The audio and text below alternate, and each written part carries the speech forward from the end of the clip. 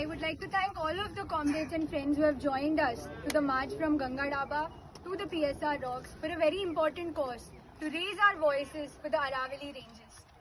It is very ironic that JNU SU and JNU students are having a march here when we are being called urban Naxals, we have been called anti-nationals by all of the media possible, by the Modi Sarkar and the government since it has come in 2014. Yet, when it is coming to the natural resources of our country, when it is coming the time to raise voice against air pollution to save the lives of our people here, when it is coming the time to save the Aravalli Ranges that are a huge part of the ecological system here, our environment here of the northwest part of India, when it is coming the time to save our jungle, to save our nadi, to save our zameen, then it is only the progressive people, the voices are being raised from JNU and we are being called anti-nationals, when the real anti-nationals are sitting on the thrones of this country, shaking hands with the corporate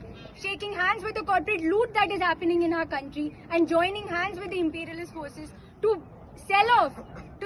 each and every part of the natural resources of our country. It is shameful that when we are fighting to change definition of what we call Aravalli Ranges, people have understood for many years, for billions of years, what Aravalli Ranges are, what it means to our rivers such as Sabarmati, what it means to our rivers such as Luni, what it means to the climatic condition of the northwest of India, what it means for Haryana, for Gujarat, for Rajasthan, for the Delhi NCR. And yet, we are talking and we are alleged